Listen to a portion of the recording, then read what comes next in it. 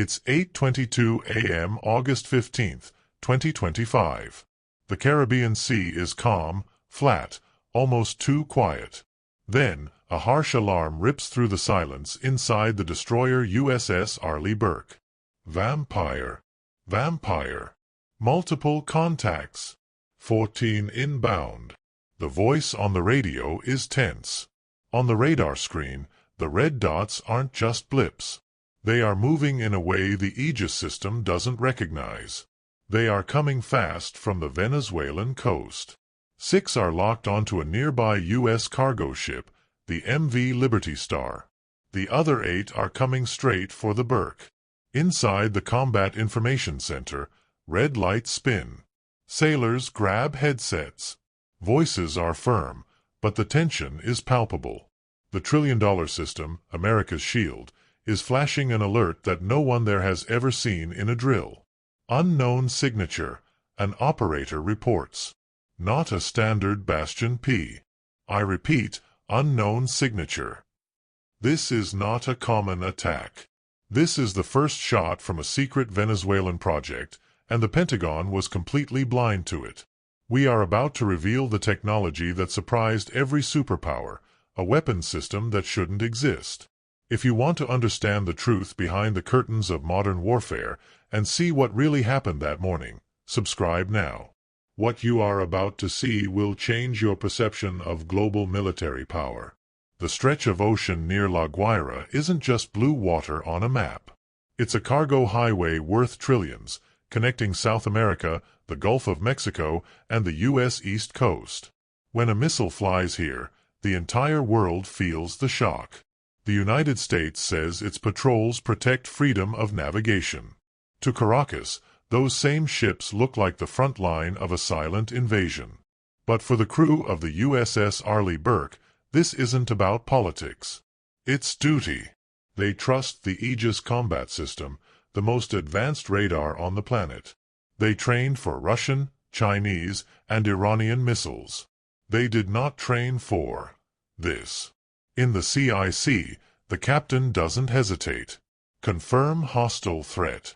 Engage. The Aegis system takes over, calculating distance, altitude, speed. On the screen, the missiles look like a swarm of sparks. Fire SM-6. 2 salvos. The deck shudders violently as the interceptors leap into the air. 12 seconds to impact. The ocean seems to hold its breath. The first SM-6 closes on its target, and then the impossible happens. The Venezuelan blip splits into 3 on the radar. The American missile, confused by the false electronic signals, loses its lock. It flies straight past, exploding harmlessly miles away. The radar operator shouts, "It spoofed Aegis." It's an electronic countermeasure. They are spoofing the system.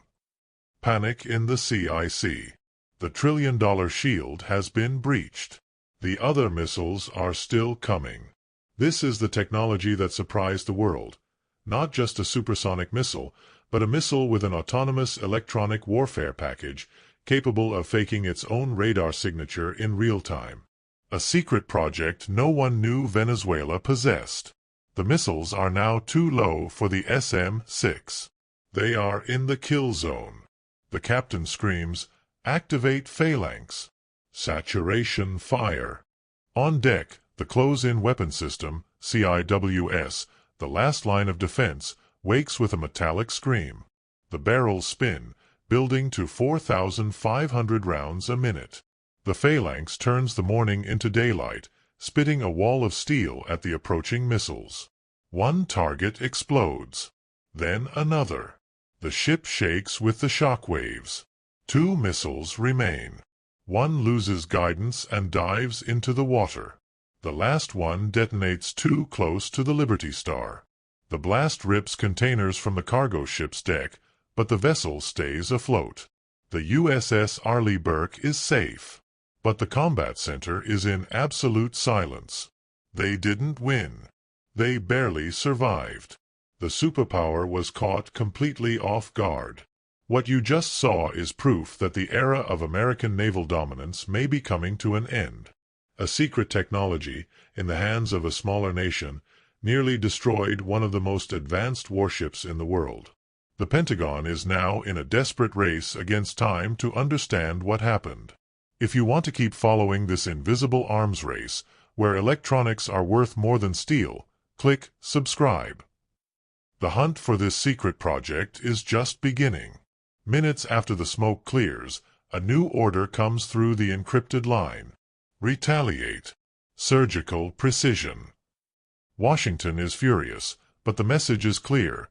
Destroy the threat, but prove control, not rage. The USS Arleigh Burke adjusts its course.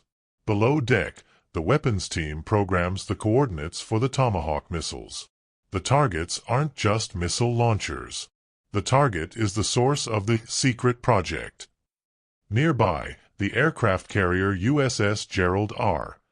Ford launches its strike group. Super Hornet fighters roar off the deck, heavy with precision missiles. In the sky, their formation looks calm, until they vanish toward the Venezuelan coast. Back on the destroyer, the Tomahawks are launched. The deck flashes bright orange as the missiles rise and bank toward the horizon, disappearing at treetop level. Drones high above stream live footage. Analysts watch heat signatures bloom along the coast. Impact in 30 seconds. The first targets are hit. The coastal missile launchers and the radar control vans. Good hits, the operations officer reports. The enemy's eyes are blind. On the bridge, there is a brief sigh of relief. Vengeance has been executed. Dominance has been restored. But hours later, as intelligence analysts review the satellite data, they notice something strange.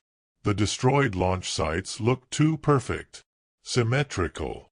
Almost staged. The heat signatures suggest that not all the launchers were real. Some were decoys, built to trick U.S. sensors and waste valuable missiles.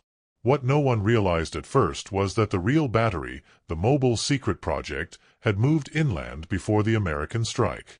They fired, made a fool of Aegis, and then used decoys to cover their escape. But they made one mistake. The power grid that fed their targeting radar was still active elsewhere. When the Tomahawks hit the coast, the sudden loss of electricity in one remote sector exposed the true location, hidden deep inside a valley beyond coastal radar range. The feed lit up again. "We've got them," the intelligence chief says. New coordinates are transmitted. A second wave forms, this time smaller, surgical, aimed straight at the hidden valley. Drones confirm the targets. The order comes, engage. 2 precision missiles dive low, slicing through the mountainside. The screen flashes white, then clears. The battery is gone. This time, for real. Still, the deception leaves a mark. U.S. command realizes the enemy is learning fast. They can mask, move, and fake signatures faster than expected. What looked like a clean win now feels like a warning. The captain sums it up in a single sentence over the ship's PA. "They fooled us once. Never again." Night falls over the Caribbean, but the horizon still glows from distant fires. The sea is calm again, but the balance of power has just changed forever. Venezuela's secret technology, though destroyed, proved that it works. And every other superpower saw it. What happened in the Caribbean wasn't a battle. It was a test. And Venezuela passed. China, Russia, Iran. They all know now that America's shield has a crack. The next war won't be won with bigger ships, but with smarter signals. To keep up with this electronic arms race and see who strikes next, make sure you are subscribed and have your notifications turned on. The era of American invincibility may have ended today.